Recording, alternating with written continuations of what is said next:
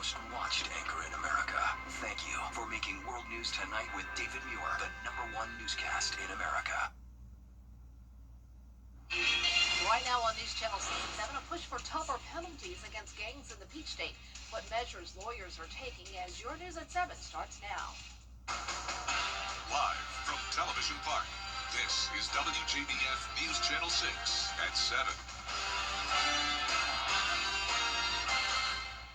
Good evening, everyone, and happy Friday. I'm Dee Griffin. Thank you so much for joining us. Now, before we get to the big stories, we want to join Chief Meteorologist Jenna Petracci, who is tracking some differences in weather this weekend, something coming into our area possibly. Jenna.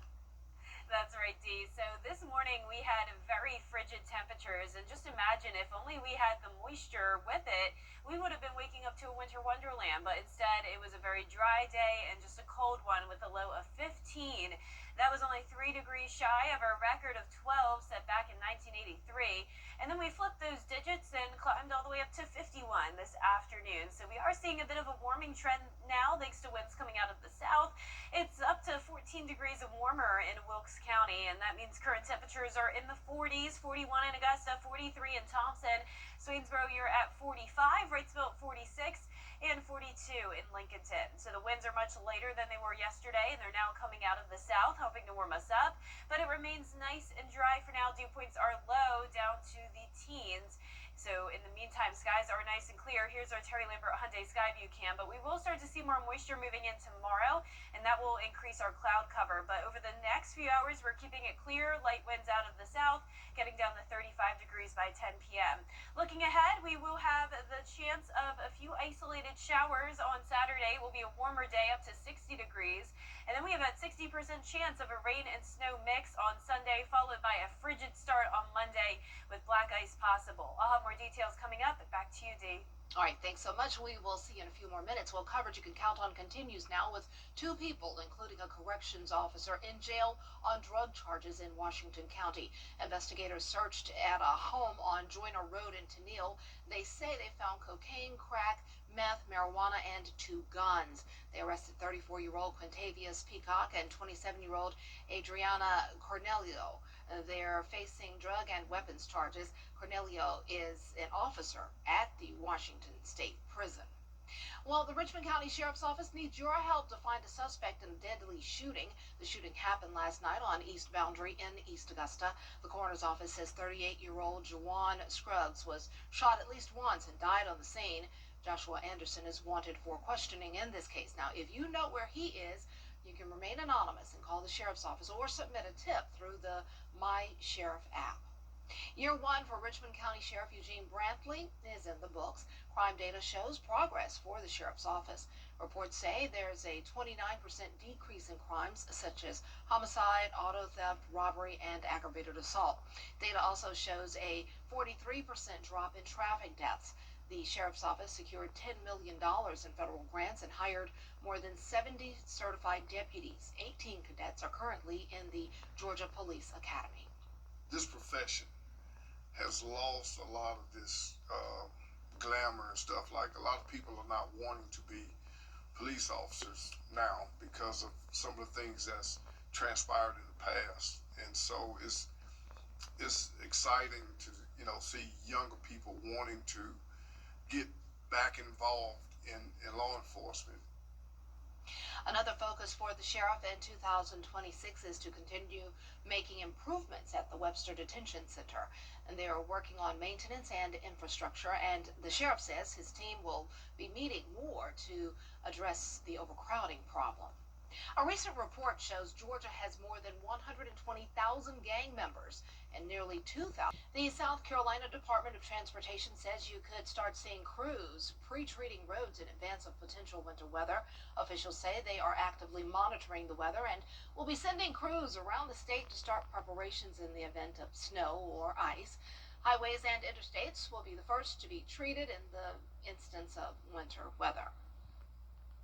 As we we see those impacts start to happen, if they do happen, then we send our crews strategically, and we make sure that we've got crews and equipment staged based on the forecast, but also spread across the state, because as we know, sometimes those forecasts do change or shift minute by minute. So really what I want folks to know is SCDOT is prepared. We're ready to respond. Officials ask that if conditions worsen to refrain from being on the roads, don't go out, and to be patient with crews while they work to treat them. Well, South Carolina Governor Henry McMaster says he is pushing to make some meals at schools across the state free. Governor McMaster says he was inspired by the program implemented in Arkansas. In his budget proposal, the governor is setting aside nearly $9 million to cover an estimated 4 million meals per year. School leaders say this brings relief for families and districts. It takes away the stigma. It takes away singling out the students. It takes away bullying. It takes away everything and allows the parents to not worry about if they're getting a meal and how they're going to pay for it. Right now, the governor's budget proposal would only cover free breakfast, but he says he would also back a push to make lunch universally accessible as well. His recommendation is up for discussion in the State General Assembly. In Columbia County, leaders looking at rezoning more than 4,000 acres for 2 data center projects. One proposed site is nearly 1,000 acres between Lonergan Home Road and Nature's Way between Appling and Grovetown. The second proposal is even larger, more than 3,000 acres, just across Appling Harlem Highway near Morris Callaway Road. Yesterday, the Columbia County Planning Commission held a public hearing on the projects, and residents had the chance to weigh in on the matter. There wasn't a single resident in favor of these data centers, and the vote was so quick, they didn't consider what anybody had to say. People pointed out countless problems that these data centers are going to present for the people that live in the area. There's another meeting on February 3rd. This was just the planning committee. The commissioner meeting is February 3rd. Everybody should show up for that and voice their concerns. The Planning Commission voted to approve the data center rezoning. As Pollard mentioned, the Board of Commissioners will hold a final vote on February 3rd. Augusta Tech, Payne College, and Augusta University holding the annual Tri-College MLK Junior celebration today. Music and stories filled the chapel at Payne College. Entrepreneur Lamel McNorris gave the keynote speech. And community and university leaders organized this event to show gratitude for the effort to continue Dr. King's push for justice. How he fought, even when people did not want him to fight, I need them to know that they need to keep fighting as well, especially for my school, since we're planning on getting closed down. I definitely think we need to keep fighting. The quote, Martin then, Martin now, through us. I'm going to take that with me when I leave this building and just continue to remember that, wow, I just do things in general.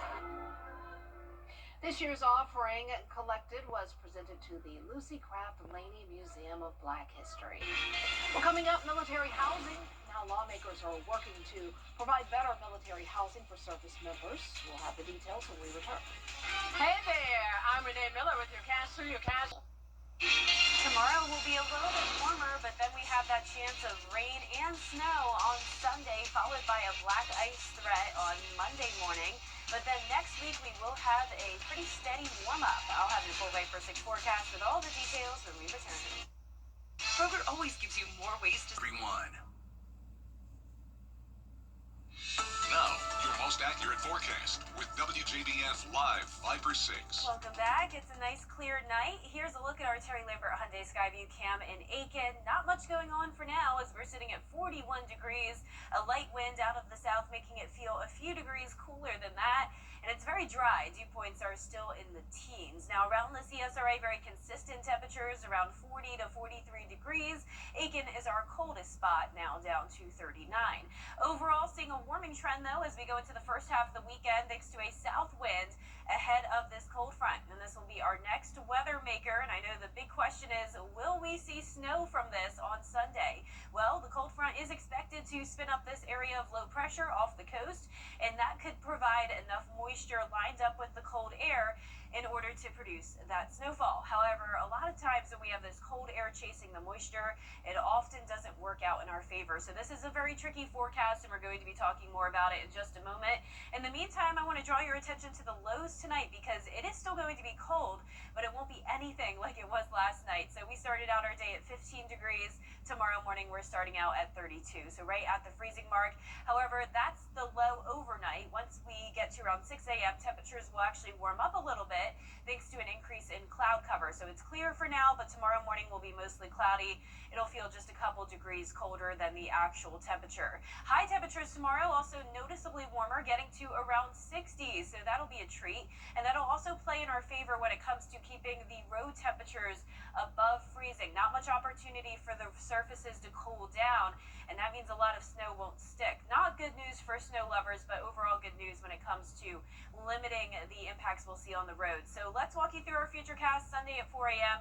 Still just seeing light rain, but look what happens once we get to around 9 a.m. This is when we could have a changeover period right across the metro where some of that snow could turn into a rain and snow mix. And then our highest chance of seeing that snow will be in our south-lying counties here in the CSRA, especially our southeastern counties closer to the coast where that area of low pressure is. And then we are back to sunshine Sunday afternoon. That'll help to melt anything that does stick to the ground and also help to dry up some of that rain, which will hopefully prevent a lot of black ice for Monday morning. But here's the temperatures. This will play another key role in the forecast. So we're starting out Sunday morning in the upper 30s to low 40s above freezing, but then we get awfully close to that freezing mark around 9 a.m. on Sunday, which matches up when we were seeing that snow and rain mix around the metro. So if the temperatures get to below freezing, that's when we'll have that concern for seeing some snow. And then notice we warm up in the afternoon to the 40s, but then we drop back down to below freezing Sunday night into Monday. And that's when any moisture lingering on the ground could refreeze. So lower chances of snowfall north of I-20. Highest chances will be in our southern lying counties. The metro somewhere in between. Snowfall totals not going to be impressive here. It's only a 30% chance that we'd see 0.1 inches or more, and a 10% chance that we'd see around half an inch to 1 inch. So overall, very minimal impacts we're talking, but prepare for those slick spots on the roads for Monday morning. So giving it a 60% chance of that rain-snow mix. Then we'll have that steady warm up into next week with some rain chances next weekend. Now it's time for a sneak peek of this week's episode of the Partly Cloudy Podcast. Hello, everyone, and welcome back to another episode of the Partly Cloudy Podcast. And I'm your host, Avery Gray. And I'm Miller Hyatt. Today we're talking about all things radar. We're going to have a deep dive and tell you exactly what a radar is and how it works. Radar actually stands for radio detection and ranging. So you can see here, we can not only track rain and snow, but we can also track the birds, debris, insects. And speaking of the insects, at my old station, Avery, I used to track mayflies from the Mississippi River. Oh, really? On our radar, they showed up and just looks like a big pulse of green. Yeah. At nighttime. And you can watch the full episode now on the WJBF 6 Plus app on your streaming device. All right, thanks a lot. Coming up, a new lawsuit claims some student loan borrowers were wrongfully marked as delinquent.